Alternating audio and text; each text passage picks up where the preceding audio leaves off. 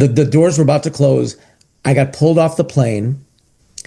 I got a call from his assistant, get off the plane. I was with my fiance, now my wife. And at the last minute, I begged to get off the plane, which we did. We were on a approved trip to Costa Rica. Now, some people in the audience, I have to say this in defense of myself, are saying, oh boy, Andy, you must have done something very wrong. I'm telling you, it's not true.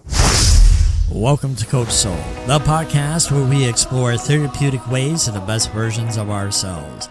I'm your host, Steve Hudgins. I'm a licensed professional counselor dedicated to helping you navigate life's challenges. In each uplifting episode, we'll discuss mental health, relationships, self-care, emotional well-being, and personal growth. Join me and with my co-host, Kenya Evelyn, a therapeutic life coach, where sometimes we'll even welcome special guests to our show that share their experience and expertise. So let's embark on this transformative path together and discover a healthier and happier you.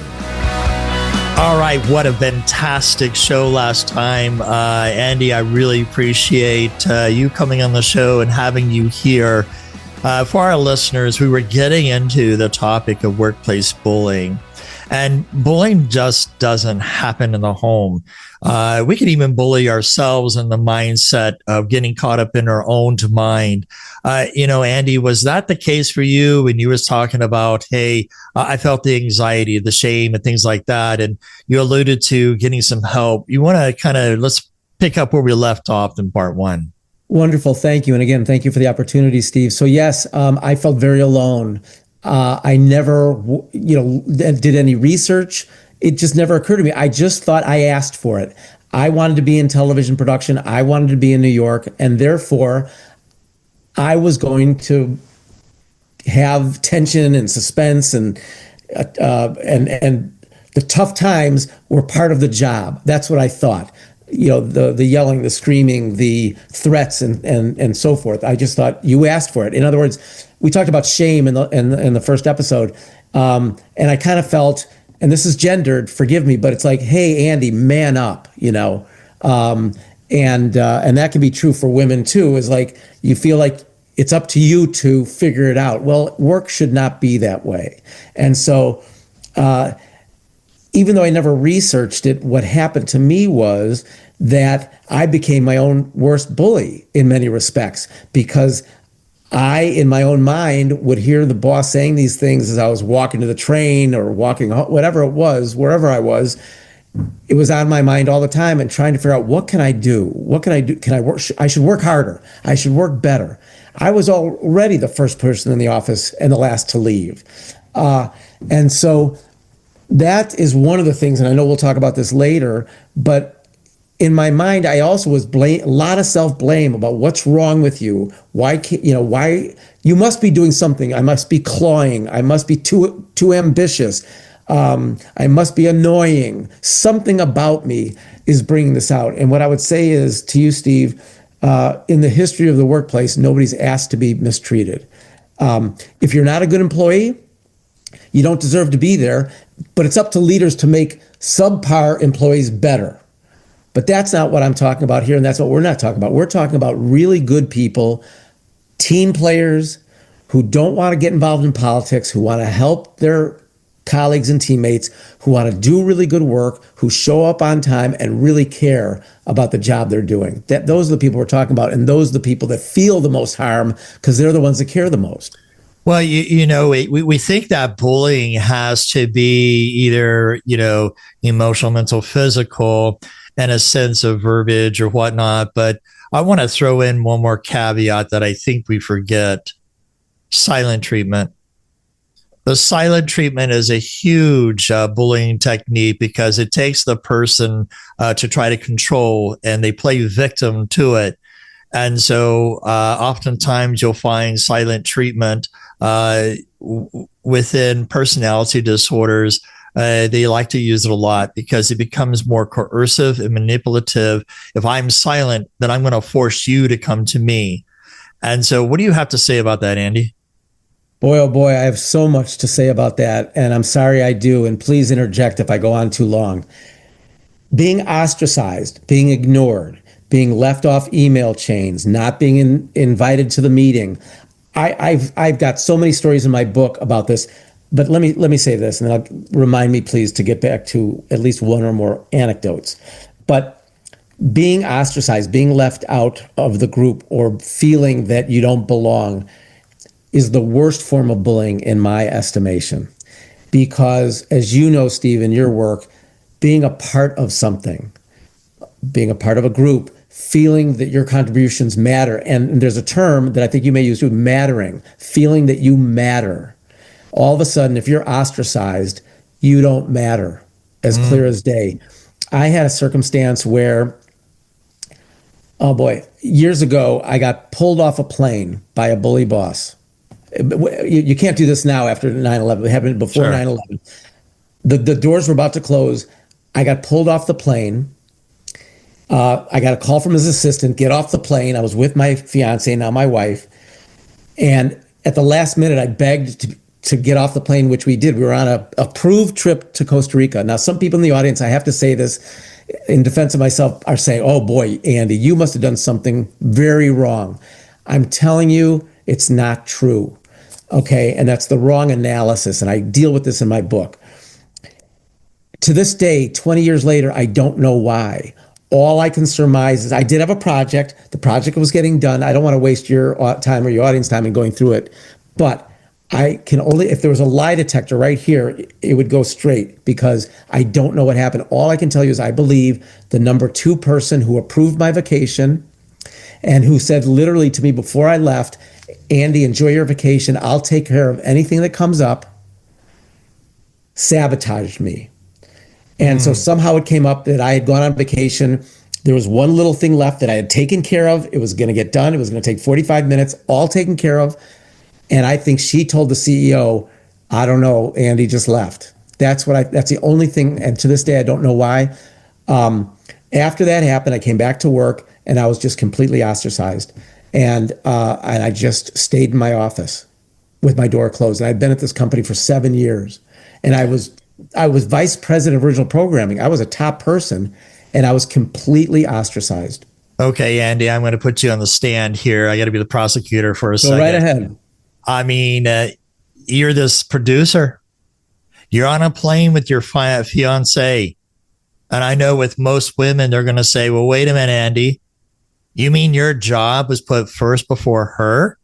I mean, come on, tell us what the story is behind that, because shouldn't you have stayed for her and just pushed back, or is there fear of being terminated? Well, and that's the point. In my entire career, and I addressed this in the first few pages, I only pushed back once in all my years, maybe twice, but once. And I was at the end of my rope, and I didn't even think about it. And I was being threatened with my job every couple of days. You know, there was in the control room where I was producing the show, which was making millions of dollars, that I had created, that was on all the NBC stations, which we talked about in the first episode. There was a kind of a red phone in the back, and it was a direct dial, the CEO to me in the control room as I'm preparing the show. And he would call me up and threaten my job. And I finally said to him, if you can find somebody better than me to do this work, go ahead. And I listened, and then I gently put down the phone, because he usually hung up on me.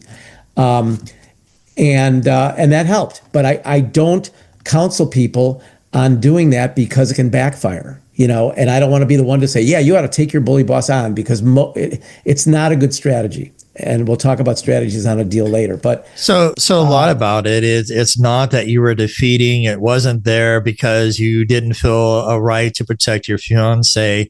What I'm hearing is sometimes what we call conditioning, classical conditioning.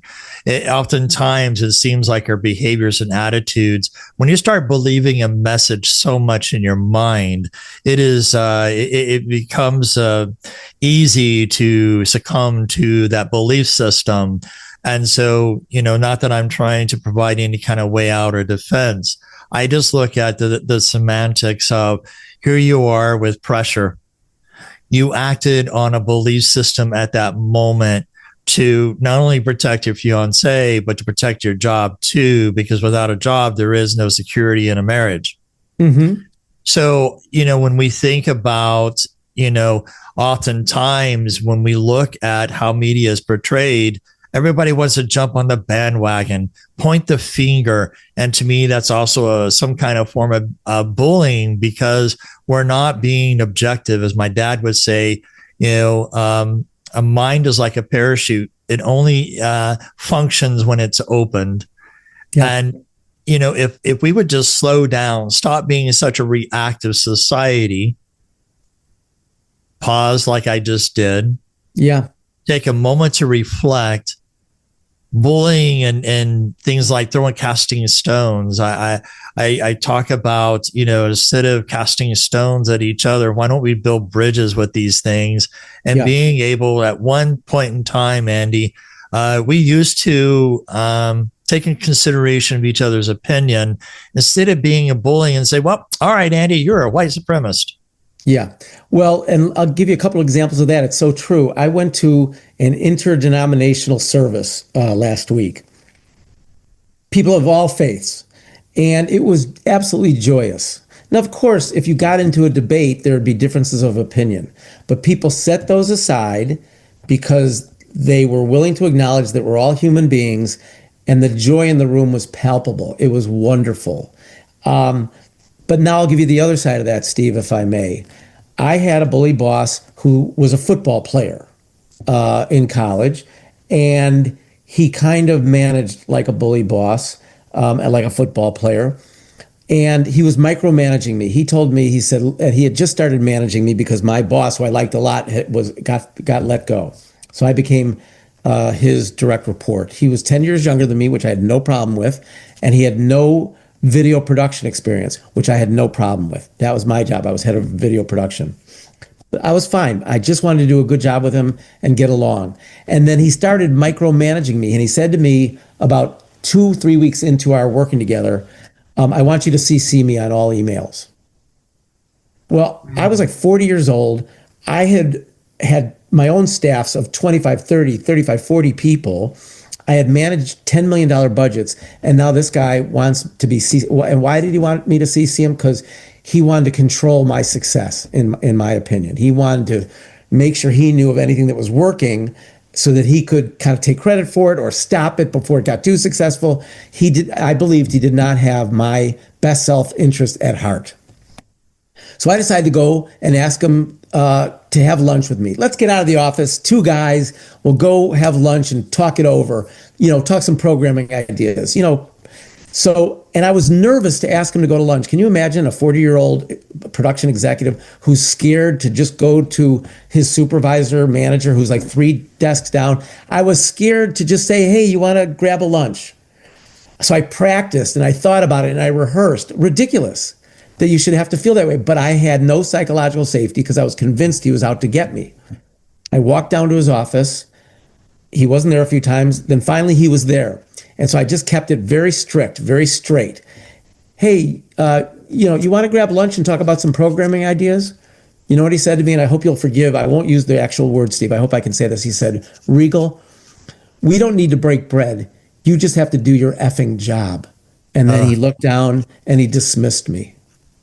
Dismissed me like a sergeant to a private.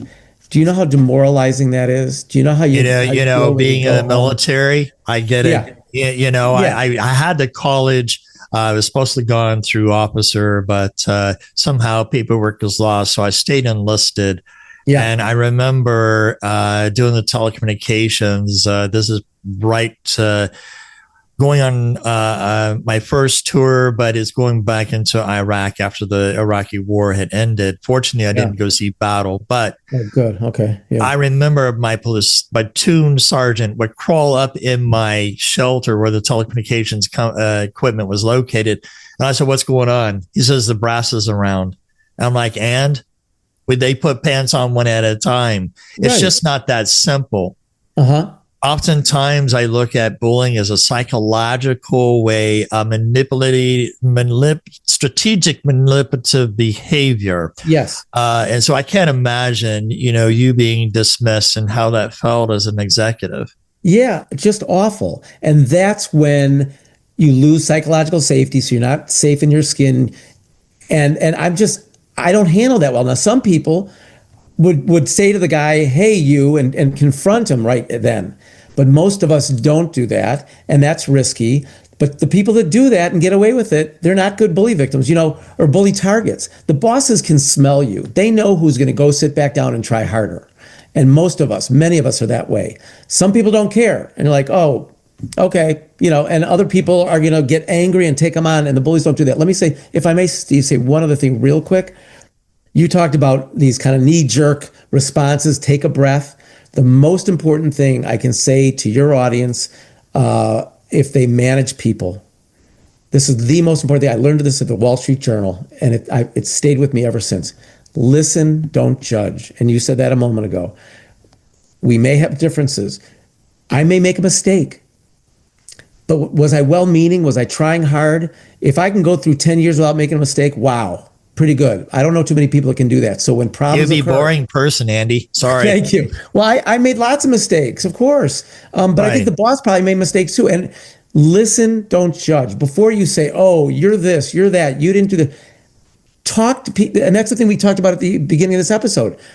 So many bully bosses just use silence as such a weapon. And this guy who said to me, we don't need to break bread, didn't speak to me again until I lost my job. 3 months.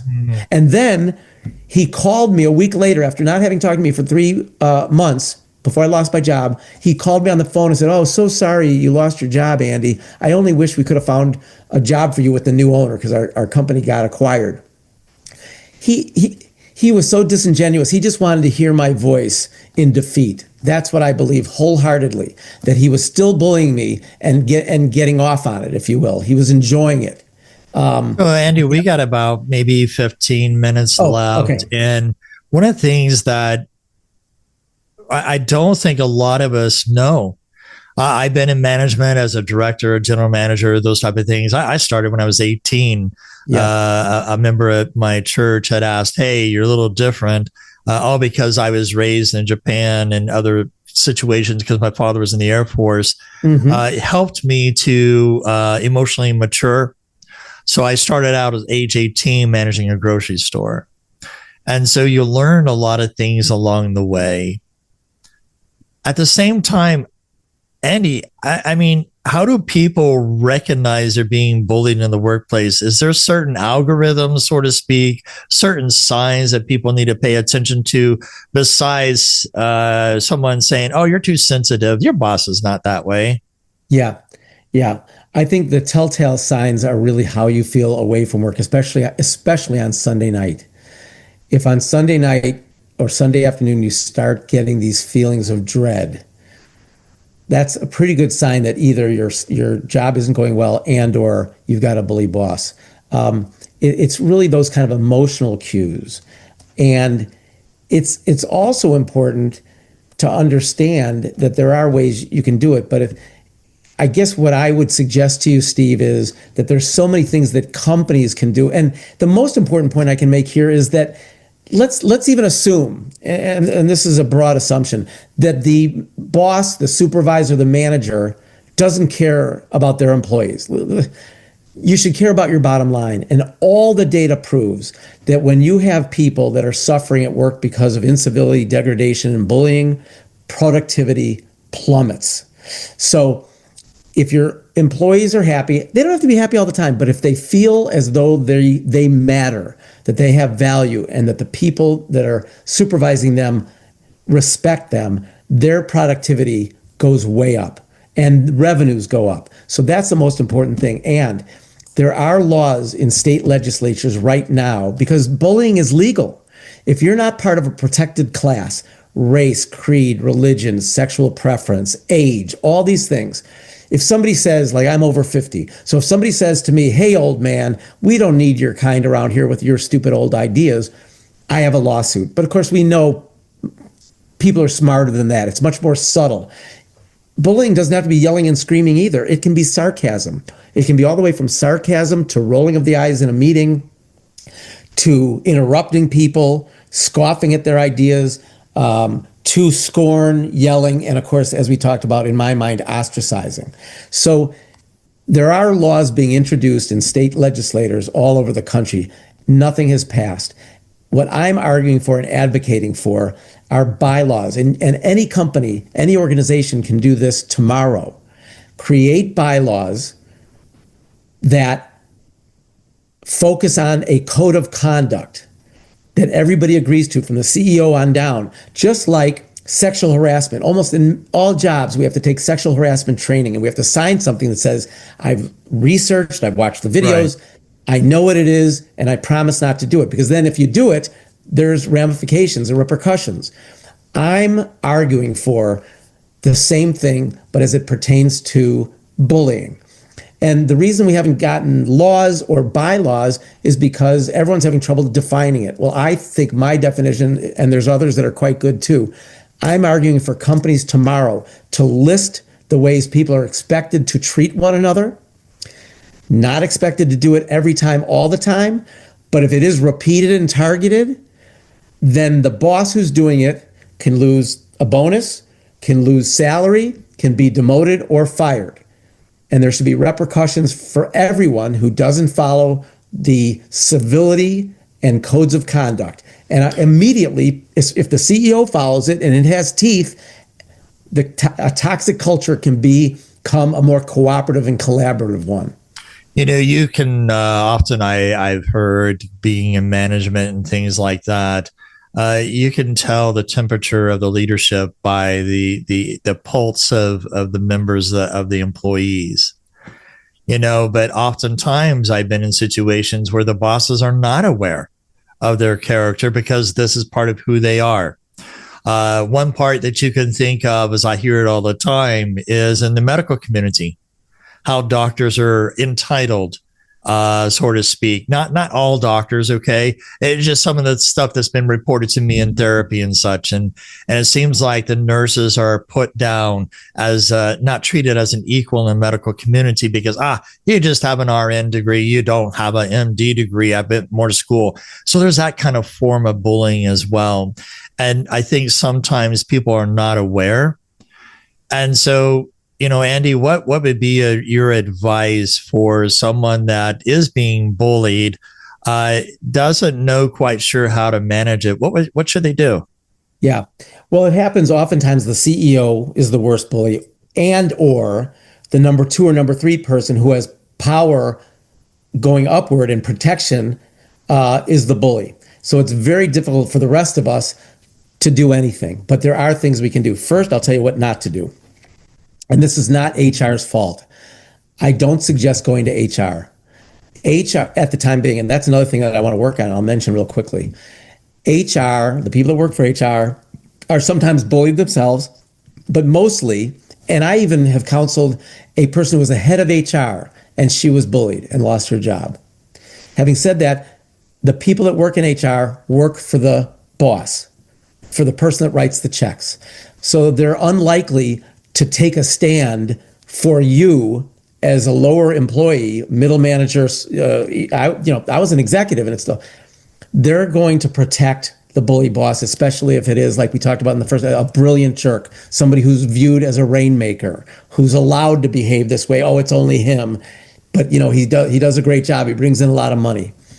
So I don't recommend, you can go to HR and talk to them, but if you think that they're going to take a stance for you and take on the bully, it's unlikely. Now, I am advocating in these codes of conduct that HR get the authority and get the autonomy without fear of repercussion themselves to investigate claims of bullying. So that's one thing. If you have those bylaws, then absolutely go to HR, and you should get a good hearing and a good and fair investigation. The most important thing that I could bring to this conversation, I hope, Steve, and I love having this conversation because you get it both, I think, as a human being and as a licensed therapist. Most people don't as human beings or people at work. So let me say this. I wish I had a magic formula to say, this is what you do to make your bully boss your best friend or make your bully boss nicer.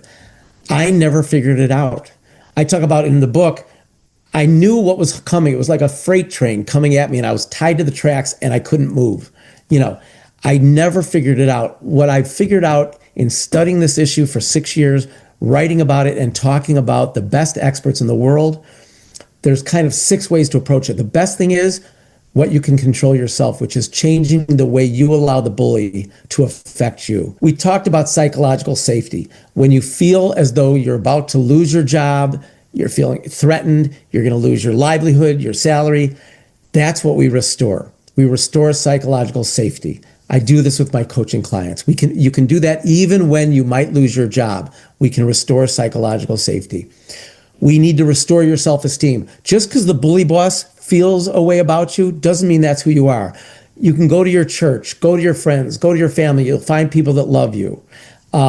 Just because the boss isn't expressing appreciation and gratitude doesn't mean that's who you are.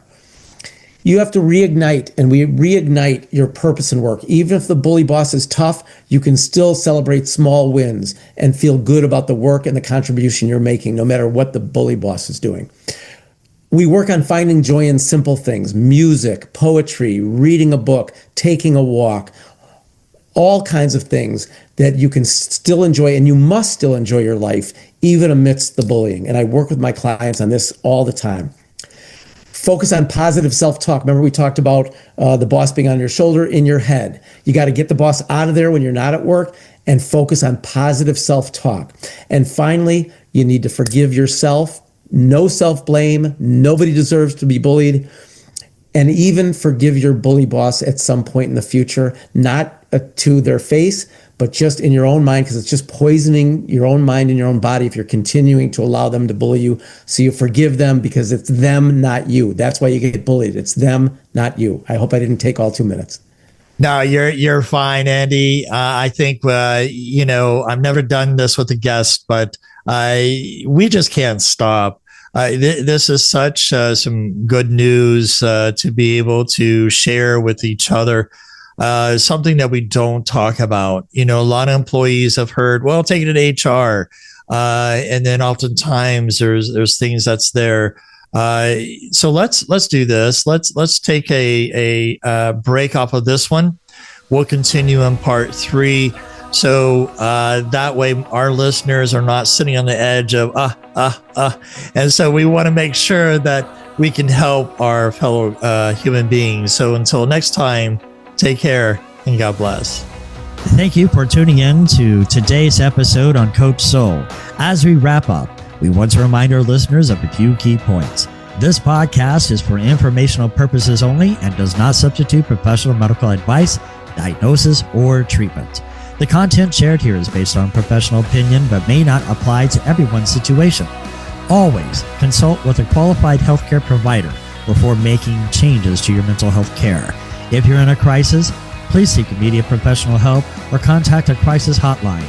Listening to this podcast does not create a therapist-client relationship. For personal advice, please consult with your licensed mental health professional in your area. Remember, your mental health journey is unique. While we hope this information is helpful, it is crucial to work directly with the qualified personnel for your specific needs. Thank you again for tuning in to Coach Soul, and we'll see you next time.